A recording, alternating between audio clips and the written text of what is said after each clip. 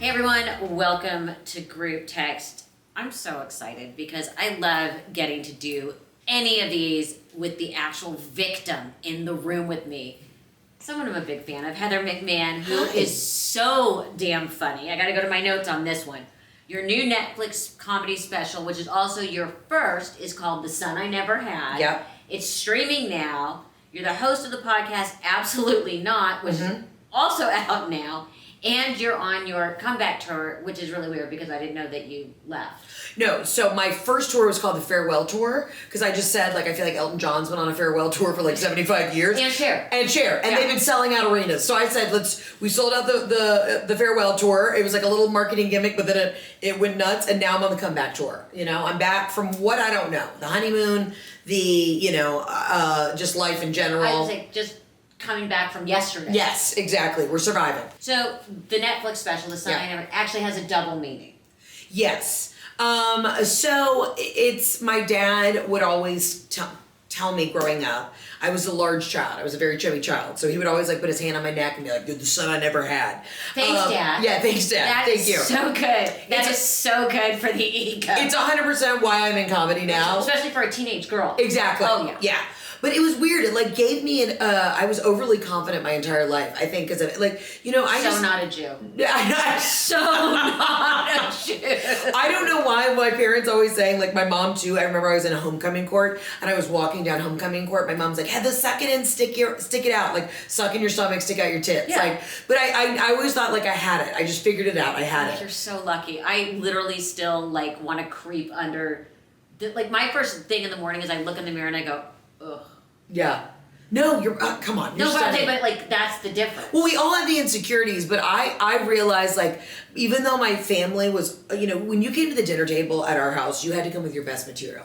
You just had to, razzle dazzle. So I think I've just been around really savage people my entire life that nothing really affects me anymore. There's nothing a producer or a director could say to me that my own mother hasn't said. And I know you get that. Oh, yeah, I know 100%. you get that. Yeah. 100%. So everyone was funny in your house? Everyone was funny in my house. How many? So your mom, your dad, you. And my sister. I have an older sister who's just absolutely hysterical, and she was a smart one. She's a powerful attorney. So she went with the route that was guaranteed. Mm-hmm. She knows she can be successful at it. And I've only now, 12 years into the business, started to feel a little secure, You should feel secure. So how did you start?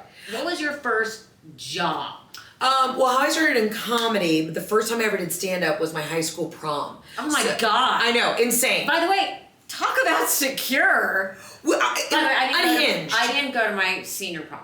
Why not? Because the guy, my boyfriend at the time, I went as a junior when he was a senior, and then he broke up with me the week of the prom. What an asshole. Where is he now? I don't know, but if I ever see him, I'm running him over. Let's find him, and I will run him over with you. I always talk about if he crosses in front of my car, I will perhaps forget to put on the brakes. Tap him. Yeah. Light bump. Just hi. Yeah. Just enough to scare him. Mm-hmm. I like that. Thank you. I like to. Do you plot and plan at night? I plot and plan all the time. They say living well is the best revenge, but I also think a light tap with a Mercedes also helps. Absolutely. Just enough that you don't have to take it to the body shop. Yeah. Yes. We don't want evidence. No, just a warning.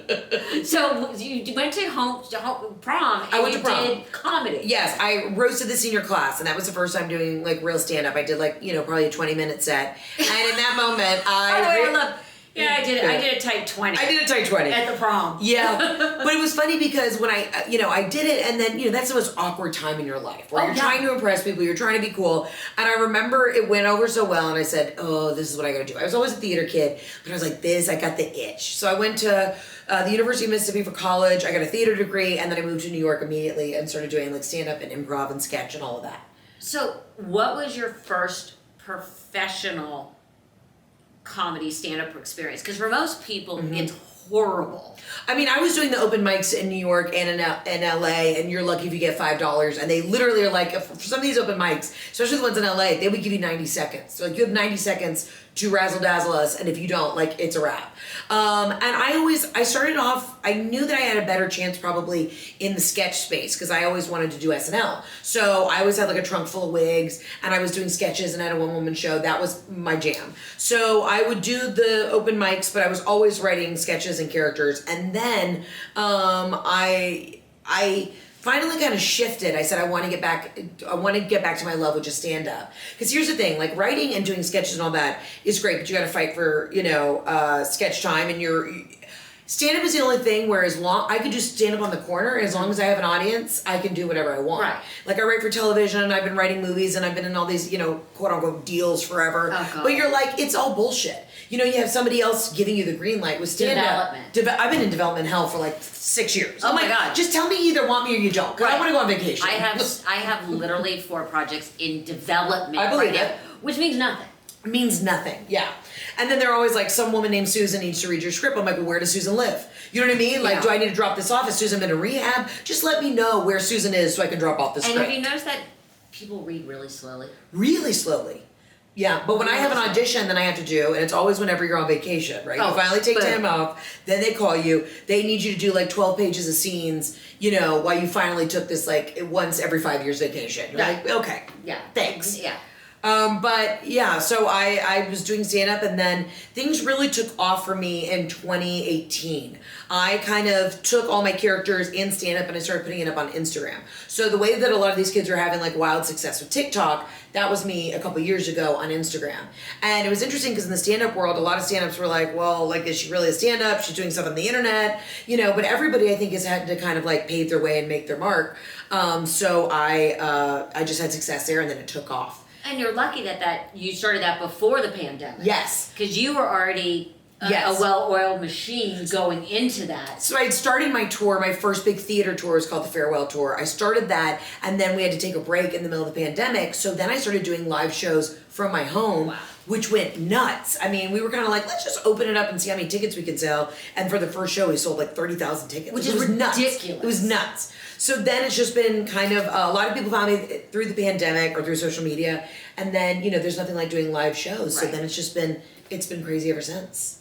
It's hard on the road. Brutal. Which people don't understand, and especially for a woman. Yeah, it's gnarly. And, last week alone, I was in 3 days, I was in New York, then I went to Toronto, then I went to St. Louis, Houston, and then like flying back to Atlanta. People, they think that when you go to a city, you're there for 4 days and you're seeing the sights and you're getting wine and dine. Sometimes you're going from a plane to a rental car to the back of a theater, and then you're lucky if you're getting McDonald's fries at 1 a.m. And you're there for 12 hours. 12 hours. So you barely lay your head down to sleep at a, Marriott by the airport, and then you're up the next day back at it. My mom used to have these rituals. Mm-hmm. And she would get to a hotel, and the first thing she would do would be rearrange the furniture. I'm with her. Because my mom had impeccable taste, and she would just be like, that's in the wrong spot. Uh-huh. And then she would turn on Law and Order. Yeah. Or Forensic Files. And Soothing. Because to her, that was consistent. Mm-hmm. Do you have any weird... Yes, so... Like, I have to sleep in a hotel or wherever, I have to sleep with the bathroom light on. Okay, I hear you. I like that. Because I'm also scared I'm going to walk into a wall. Yeah, also that. There's so many times that I wake up and I will panic. It'll be like 4 a.m. and I'm like, where am I? What city am I in? I mean, it's really kind of an out-of-body experience sometimes where you're like, I don't know where I am. My thing is before a show, I have rituals. The only thing that calms me, because my brain, I think, is just so chaotic all the time, I listen to, it's so cheesy, but this Spotify playlist called Cocktail Jazz. I literally want to feel like I'm at the Carlisle Hotel at the Bemelman's Bar having a glass of wine. I love the Carlisle. So I'll listen to Cocktail Jazz. I put on my war paint, as I call it. Yep. Or my mom used to say, full regalia or full kabuki. Yes, absolutely. And then I get suited and booted. I put on my glitter suits and my fur, and I go do shows. Because you do bring it on stage. I really do. And I have to tell you, and I didn't want to like be a creep about it, but I used to go to all your mom's shows in New York. Your mom is the reason I got into stand up. Truly. I remember meeting her outside it was on 43rd and 9th. I worked at this restaurant across the street from this tiny little theater. And I met her outside, and she was like, darling, you're stunning. She's like, okay, like keep up the comedy. I told her I was, new in stand up. Years later, I moved to LA. I was at Dom's that used to be in Beverly Hills. Uh-huh. I'm sitting at the bar. This is the first week I moved to LA. Sitting at the bar, having dinner by myself. It's like 5 p.m. I hear her come in. She comes in, she's with her group, and I told the bartender, I said, I'm about to do something crazy, please don't kick me out of this restaurant.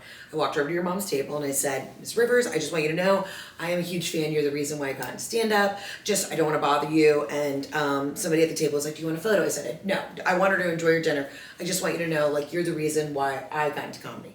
Go back, sit at my seat, I'm like, I can't believe I did that, I would never bother anybody. She came up to me afterwards, and I could hear her through the restaurant be like, I want to find that pretty blonde girl. Where is she? She came up to me and she said, listen, I got a good feeling about you. You have chutzpah. Keep at it. You got this. And she's like, don't let anybody tell you no. And I got in my car and I hysterically cried. Aww. I was like, Joan gave me her blessing. She literally was like, put her hand on my shoulder and was like, you got this. Gave me her blessing. I called my dad, who has since passed, and I remember calling him and I was just sitting in the car, hysterical, and I was like, Dad, you don't understand. Joan just gave me her blessing. So I always reference your mom because when people ask me in any interview, they're like, why'd you get into stand-up? I'm like, it was Joan. I mean, and I try to emulate her in the sense that, like, our style was similar where she's, you know, I mean, your mom was athletic, for God's sake. Yeah. She was running across the stage. I'm very physical. I'm always bedazzled. I like to be a showman and entertain. And that's what your mom was. She just wasn't just a brilliant joke writer. She was an entertainer. Well, what's fascinating is when I was watching your special and clips, that's what I picked up on. Oh, I love that. First of all, the physicality, the physical energy, the constant movement. Even though your styles are different, but it's that constant movement. And I really did notice all the costumes. Yeah. Because I'm like, this is, she gets it. Because I'm also like, you're there to perform. You're there to perform. And I assume that you have a big LGBTQ following. Absolutely. And my mother always said, even when she was just like in black and a jacket, she always wore a good shoe. Always. Because she figured everyone in the front row, usually gay men, would appreciate the shoe. Brilliant. Yeah. I mean, I remember the last time I saw her, she performed at Symphony Hall in Atlanta next to the Alliance Theater, and I took my dad. So it was my whole family, my mom, my sister, my dad, and I. My dad was like, I'm the only straight guy in this audience. Like, yeah. And when I say, when your mom came out, she was slinging jokes, the hardest shit I have ever heard right out the gate. My dad was laughing so hard. I think she was like, somebody do a wellness check on the guy in the third row. Because my dad was like this big old Southern man. And it was one of my favorite memories. And my dad did pass not too shortly after that. And that was one of my favorite photos is us framed at your mom's show. Thank you. That's very sweet. But it's interesting because you talk about the physicality and the idea of entertaining. What is your process like? Because everybody has a different process. My mom used to record all of her shows, audio, and then go back and listen and figure out what worked, what didn't work, and if something she thought was really strong, why it didn't work. I do that as well. I also I'm kind of like manicky at night, right? So it's hard for me to turn my brain off. So I'll be up at 3 a.m. and then I'm recording voice memos of like things that I find funny, always writing it down. I always tell people who are like, what do I want to get into comedy? What do I do? I'm like, write it down. If it comes to your mind, you're going to forget it, so write it down. And then I'll re-listen to tape. I record everything. I listen to it. I'm shooting my next special next week. And so tonight, all I'm doing is going through game tape, as I like to call it. I'm essentially an athlete. I travel as much as the NFL. I put enough strain on my body. I'm lifting bags and schlepping through the fucking airport, you know? Well, I'm surprised that you aren't traveling with someone. I am. I'm not alone. I travel with my buddy Chris, who's my producer on the road, and my buddy Ray, who opens for me. Isn't it different from, do you see the evolution of your career also in that you have people to travel with now? Because my mom always said the hardest thing was being alone on the road, especially for a woman. Oh, I'm sure. I mean, listen, because I came up in the digital age, I kind of really jumped into it. But being on the road, it's a lonely gig, period. And that's what people don't understand. Like, if I'm having a bad day, whether it's physically, emotionally, mentally, whatever, I still have to go do a show. Mm-hmm. It's not like being in a band or being in an ensemble where you can rely on other people to pick up the other energy. Like, I've done shows through like COVID, the flu, the stomach bug, being upset about family stuff, and you literally just have to put it on. You're like, let's go do a show. But it's also very cathartic for me. So that 90 minutes when I'm on stage, I get energy from I don't know where. It's almost like you did, an 8-ball, and I don't do any drugs, but I'm like, I just come alive. But also, it's somewhere that nobody can ask you. No one can come and ask you. It's everybody leaves you alone. That's what I say all the time. I say, people are like, how do you balance being a wife and all this? 90 minutes a night, I'm respected. And then as soon as I walk off stage, I get text messages from my husband like, I can't find the mayonnaise at the house. I'm like, Jeff, I'm thousands of miles away on the other side of the country. Figure it out. My mom would come on the road with me, and I have a very similar relationship like you and your mom did, where, my mom's just iconic, and people get upset. They're like, why don't you bring your mom to all the shows? I'm like, she expects like a white limousine to have wine, be razzle-dazzled, wined and dined backstage. And I'll walk off stage at 11 p.m. She's like, did you make a dinner reservation? I'm like, no, Mom, you can make one. I'm working. What do you expect? Well, I say you got in the car and cried after talking to my mom. I used to get in the car and cry, but for very different reason. Exactly. When I was producing Fashion Police, I would get in the car a lot and be like, Right. and the best is my mother would get in the car and be like, nothing was wrong. I'm like, oh my God. Like, you just tortured me for 3 hours on set, and you get in and go, I'm hungry, where should we go to lunch? I'm like, it's their generation. Yeah, I'm white knuckling and then she would say to me things like, oh, Melissa, just let it go. Let it go. Yes, my mom still does that. I mean, she could say the craziest stuff. It's like, I'll get over it. All right, come on. Yeah, I'm hungry. You want to go to lunch? And you're like, I need a minute to process what you have just said to me. Yeah, I'm still like, how could you say that? Say what? But that's why I think we are stronger people. Yeah. Like, I don't ever look back and say, oh, I have childhood trauma, Oh, you know? please. But I'm like, please, I'm better for it. I keep moving forward, and the rest of the world would have broken me. I think that's also why I'm decent at stand-up, because I'm like, again, there's nothing my mom hasn't said to me. Well, it's interesting because you sort of fall in between generations. You're kind of a Gen X, Yeah. but you're maybe the very beginning of millennial. Well, no, I am millennial, because I'm 36. Right. But you have a Gen X sensibility. Right, okay. Says a Gen Xer. Yeah. And do you think, and I'm sure, because your comedy is not for snowflakes. No. At all. And I respond to that. But do you find growing up as a millennial and having that kind of more sensitive, not sensitive awareness, but the moral outrage of a millennial at everything? How hard is that, though, to separate that from your comedy? Or has the sensibility always been whatever? I honestly feel like, especially with comedy, right? The pendulum has swung many different ways. Yes, and too far each direction. And I think now we're at a good place where the joke is always on me, too. It's always from my point of view and perspective. I can only, yes, I can make jokes about politics and all this other shit, but I'm like, what really brings me joy is, talking about what I've experienced. And I'm a storyteller, too. You're very much a storyteller. Do you ever get 30 seconds into a story when you're trying out new material and go, yeah, this isn't working. I'm gonna figure my way out of this. For sure. And then I just do a long, saggy titty joke, and then it usually works. Just move right on. Yeah, no, I mean, for sure. Listen, I've been, now the show that I'm doing, that I'm on the road, I mean, I've probably done 80 shows in the last couple months, and there's still tonight I'm gonna be moving stuff around and changing it because I've been listening to game tape, and I'm like, no, even though I've done that a million times and I like the response, I wanna add something more, I wanna go further and change it. If you're wondering, do I filter myself or censor myself, I don't. But again, I've always just said, the joke is always on me. Right. But it's just interesting because there's stuff that I'll say, and my son will turn to me and go, Mom, you can't say that. And I'll be like, we had a situation a couple of years ago with a group of our friends, and a friend was coming into town who has a nickname that we have called him for 1,000 years. Right. That then was fine, now not fine. And we were discussing it. How are we going to introduce our kids? Do we say, this is Mr. So-and-so? They've only heard him call us by our nickname. And we were talking about it, and Cooper's in the backseat of the car and goes, Mom, you can't say that. Right. It's like, that's his email address still. Right. I know. It is in a tough spot, and it's funny too because I still catch my mom some days. I'm like, Mom, we're gonna change the language on that one. She's like, oh, come on, who cares? Yeah. There are days I'm like, there are battles, there's some battles that are not worth fighting. You know what I mean? Yeah. Well, this particular friend, we all get to where we're going, we're all meeting on a vacation, and I'm like, okay, I'll take the bullet for this one. So I go, Cooper, this is Mr. So-and-so. Mr. So-and-so, this is Cooper. Thinking he was gonna say, call me, whatever name he chose to be called by. Right. And he goes, hey, good to meet you. I'm like, God damn it! Finally, just, what do you want him to call you? Yeah. Right. And now, so we're just gonna call him Bill. Yeah, exactly. Yeah. But it was hilarious because I'm like, okay, I'll take this one.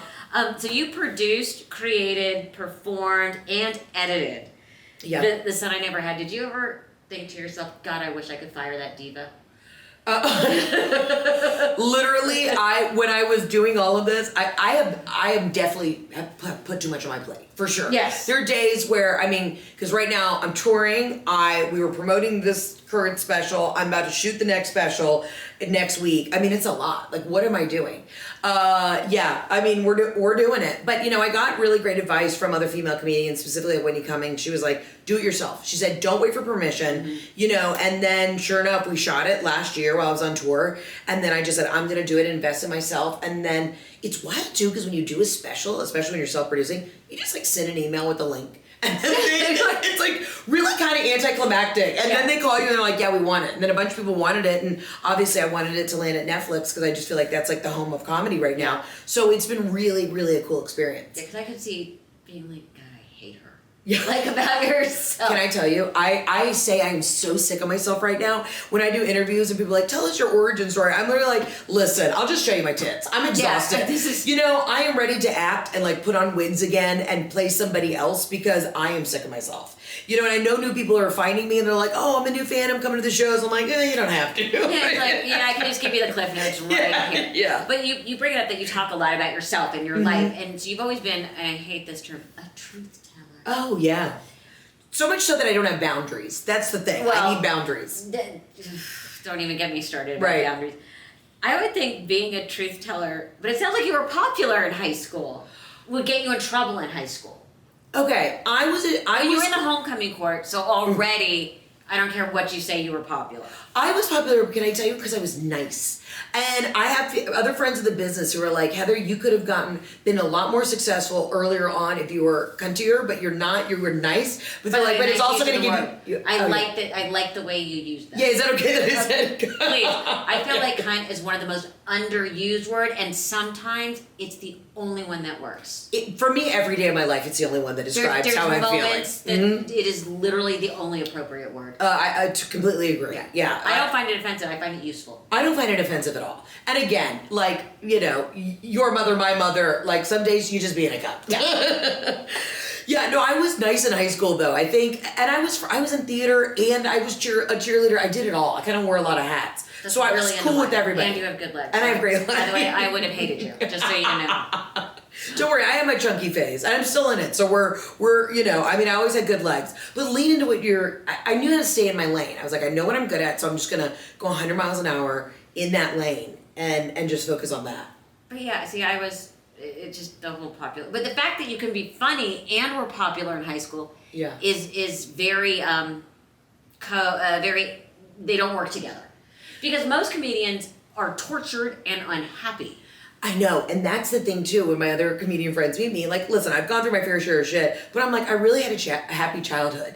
You know, like I think that's why though I was able to like flourish and go do my thing is because I was like, no, I had this unbridled sense of confidence that someone will knock me down, I'm sure, you know. But again, it's my mom. She'll Yeah, be like, take you out this at the outfit knees. isn't working. You look fat in the special. We'll figure it out. Yeah, just take you out at the knees. Yeah. So you met your husband in a gay bar in New York City. Yeah, in 2011.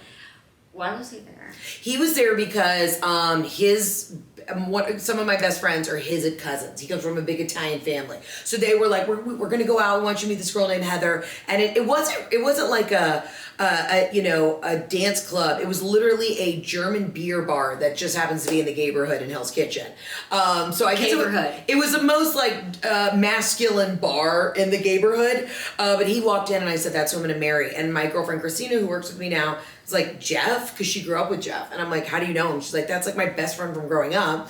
And I said, "That's who I'm gonna marry." And that was it. Now, so tell me about the romance. Tell me how this progressed. Because you have a very nice ring. Well, thank you. But that's also, 13 years and his mother hates me. So, But still, I mean, that was a good start. It's Italians. You know what I mean? Yeah. I'm Italian, he's Italian. Italians know that it's an investment. They're good at jewelry. You know what I mean? Yeah, because I'm like, the necklace, you've got the tennis necklace, you've got the good That ring. was a wedding gift. Yeah, but I'm just like, trust me, I caught that. Yeah, well, you have got a stunning ring too. Thank you. But I'm like, The romance is it's so wild how much my husband is like my father too, like down to even what they have for breakfast. So I know that I have a complex there because even physically the beard, the chest hair, like I'm not attracted to smooth men. I like a lumbersexual. Got it. Flannel button down shirt and a nice hairy chest. But so you're fixing childhood trauma. 100%. Got it. Yes. No, but Jeff's the best. I mean, here's the thing. It takes a very strong, confident man to deal with me, but also to allow me to do what I do. And Jeff, I always joked that people always thought he was my manager because he'd be in his little suit from his finance job at the front row of like all these shitty clubs I was performing in, and he'd be there and he would laugh at all the jokes, and people were like, wow, your manager's really dialed into your career. I'm like, no, I'm blowing him. Yeah, I know how to dial him in. I know how to dial him in. But it takes a very specific guy to want to, not say want to allow me, but to like, you know, be really gung-ho about the woman that they love getting up there and, I mean, essentially roasting them. You know what I mean? But like you said, you're the butt of the joke. And I don't think people always understand that. I understand about the idea of having to be with a man who's confident enough in himself to be able to deal with a strong woman. Right. So how did he romance you? How did he make you, what did he do to allow you to be vulnerable? I guess is really the question. Wow, that's a thoughtful question. Honestly, it's very rare. It's very, very rare. I don't even know how to answer that. I just feel like I found my person. Jeff makes me laugh harder than anybody on the planet, and he just is like this kind of, I'd say he's like an Italian Larry David. He's just kind of like this Italian guy who's just bitching about everything, and I can literally listen to him talk to himself in the kitchen and bitch about, you know, trying to find the everything bagel seasoning, and I'm just crying laughing. He's like, what are you laughing at? I'm like, he's so genuinely himself, and it brings me so much joy. Like he is my buddy. Like we just have a good time together, and he does have thick skin because this entire new tour and what I'm going to shoot next week is all about our first year of marriage, and it is essentially a roast. So yes, I make jokes about myself, but when I was so nervous when he saw this new hour, I was like, Jeff, I was walking off stage in Charleston, I said, he's either going to hand me divorce papers or he's going to be like, that was great. And he's like, you could have gone harder. And I'm like, I could have, because this is pretty brutal. Yeah, it's like, don't give me permission. Yeah, don't give me permission. But he gets it. He's like, listen, I'm going to go play golf. I don't have to, you know, you're out there doing what brings you joy. He's like, it's relatable to everybody. So he also has really thick skin, which is great. Which is important. How do you, I would say, like, I know with Steve and I, as we say, he grounds me and I make him fun. Yeah. And he says things 100% like, he's like, I was fun before. I'm like, no, you weren't. Yeah. No. It was just because I've gotten so much more popular. Suddenly everybody wants to do things with us. I'm like, yeah, because I get you out of the house. Well, because I'm more fun. Yes. I agree. My husband would be fine just sitting on the couch watching sports for the rest of his life and like just being in a group chat with his boys. You know what I mean? Yeah. He doesn't need to go out. I mean, he goes to the golf course every day and does his thing. Familiar. Yeah, I mean, these men are just, they're so predictable. I'm like, where are we going? I need the hottest spot in town. I want to be, you know, out and about. Yes, I make him so much more fun. We travel a ton. I plan the trips. And I'm a type A person in my work and my career, but when it comes to like home life, I'm very like hands off. But I realize like I'm constantly planning these like elaborate trips. Yeah, and I don't know. Great. Yeah. You've been very open about your infertility. Yeah. Why? And I think it's fascinating because Tara Lipinski has been incredibly open, and they just had a baby. That's beautiful. So, talk to me about it because it's very sensitive. I'm someone who takes things that are sensitive about and makes fun of them. Yeah, I just makes it hurt less. 100%. I put it in the special because really and truly the way I found out about like low infertility was I did it from a selfish standpoint. I was going to go freeze my eggs. It was in the middle of the pandemic. I was like, I'm going to freeze my eggs. I know I'm going to be so busy when when we were let out of the house with touring. I'm going to go do this so I can buy myself some time.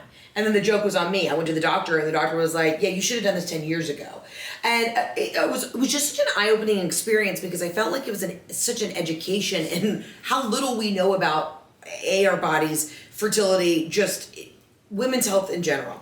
So then I went in, I had to do multiple rounds of trying to get anything, and I finally was able to get like a real Hail Mary one embryo. But I still only have one embryo that we have. Now I'll probably do another round, but it was real eye-opening for me because I just didn't know what I didn't know until I knew it. You know what I mean? How do you not, because I tried at one point. First of all, my mom said to freeze your eggs. I'm like, yeah. Because I had Cooper and I did not have the easiest time. I ended up, the day I found out I was pregnant was the day I was supposed to be going to my doctor to talk about next steps. Wow. Yeah. But that's a miracle right there. That's just bizarre. Yeah. And then, later, I was like, you gotta freeze your eggs. And then my ex-husband and I were already divorced. I'm like, I've got time. And then at one point I did try and get some eggs. And I only managed to grow, which I called Eggzilla. Yeah. Because it was a big one and not viable. That's the thing too. You go in there and I have some girlfriends that were able to get 20 eggs, but then only one ends up making it. Yeah. I mean, the stats on this are insane. I had Eggzilla. Yeah, just a giant one. Yeah. Wow. Didn't feel good, didn't work. But how do you, I mean, my family goes for gallows humor. How are you keeping up about this, that you're willing to go through another round? Because it's difficult, and being on the road and doing it and filming a special and doing it. It's debilitating. It really is debilitating. I mean, when I was coming off the hormones, because what people don't understand is, I thought I was going into it just doing 2 weeks of shots, but I was on testosterone for 2 months. Then I was doing vaginal suppositories. I mean, I felt like a crazy person, and then did 2 rounds of actually just trying to inject the shots. Because that's really fun. It's great. It's so good. You basically feel pregnant with no baby. Right, is how you feel. And not good pregnant. Not good pregnant. I put on 30 pounds, and then when I was detoxing off the hormones, I got like PCOS, ovarian cysts, all this stuff. So it's just been a roller coaster. I mean, listen, thank God for modern medicine. Probably look into the surrogate route just for my own health, because might be what I'm up against. But I mean, thank God for modern medicine, and I honestly have been so busy that I'm trying to put it off, but my mom had me at 40 and had me naturally, which was a beautiful thing, but I know that the clock is ticking, so I have to get on it. But damn it, it's like my career's happening, all of this shit, and then you also want a family at the same time. Women have to do it all. I was going to say, do you think nobody talks about it? Nobody talks about it. And that was one thing with my mom. My mom talked about things people didn't talk about, and you do the same thing. Well, I mean, such an icon, and that's why I also know, like, I took a note from her. She was saying the things that made people uncomfortable at the time, but then the response was always, "Thank you for talking about this."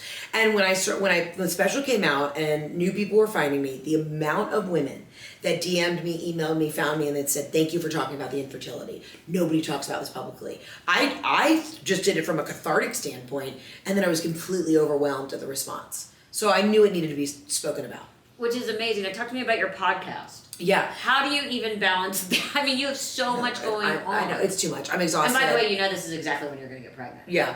Well, so somebody told me, Christina P., who's married to Tom Segura, she said, babies bring TV blessings. She said, this is what's going to happen. You're going to sign that TV show deal, and then you're going to have a baby, and she's like, I swear this is how it works. So the biggest moment in your career will happen, and then you'll have to hide a pregnancy. You know what I mean? Yeah. My mom went into labor on stage. Really? And she finished her act. Of course she did. Yeah. Because she's a class act. Well, no, just because she knew she knew that she had to be on for a certain amount of time to get paid.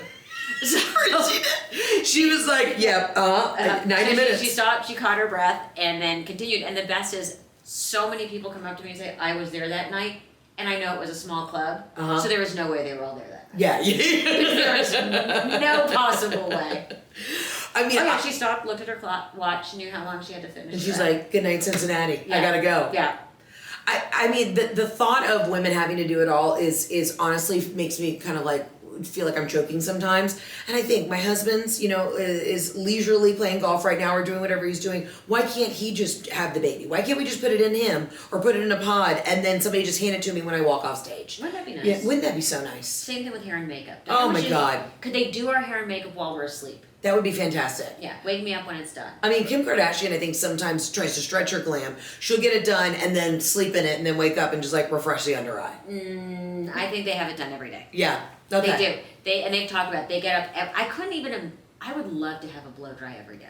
I would love it. But then honestly, there's some days because I am so overstimulated being on the road and doing all this and the podcast, I'm like, I just don't even want anybody in my space. And I'm the most extroverted person. But now I've noticed when I'm home, because I'm only home for like 12 hours a week, I literally don't leave my house. I'm like a hermit. People are like, we haven't seen you. You're home. I'm like, because I'm too overstimulated. I need to sit in a dark room and watch The Housewives. Yeah. What do you do with what little free time you have? I eat. Mostly food consumption. I get it. A lot of online shopping to fill the void, Shopping fills the hole in your soul. Hole in my soul. Yeah, and absolutely. It's something that'll take me on social media, so if I'm on a flight too, I'll connect to that good Delta Wi-Fi and I'm like on Shop Pop and I'm just like, because I want little treats for when I get home, Just the other day, apparently our UPS man said to people here, have her keep shopping. Yep. Yeah. Keeping me busy. Keeping them active. That's so funny though, because I am addicted to online shopping, and you and I were talking about that. We both shop off Instagram.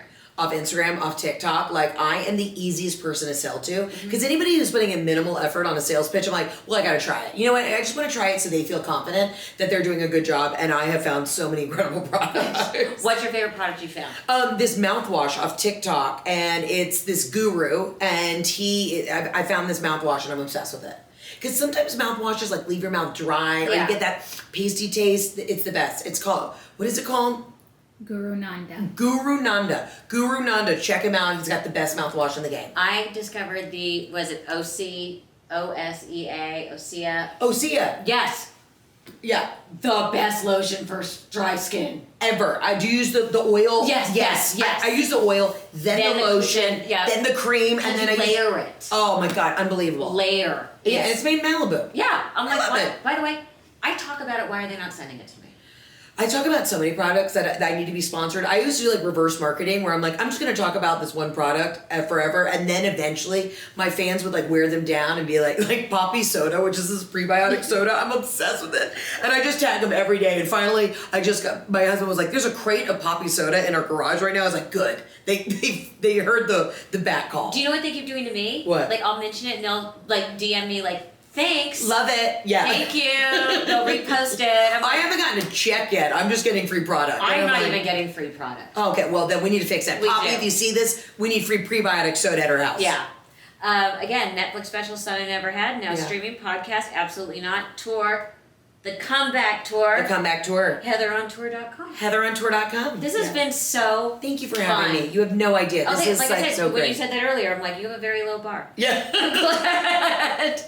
I'm so glad that I fulfilled that low step. I mean, I don't know. I know you get people that, fan over your family and especially your mom all the time. But truly, like your mom was truly one of the reasons why I got into comedy. So I know she drove you nuts. By the way, that's one of the reasons I didn't. Yeah, exactly.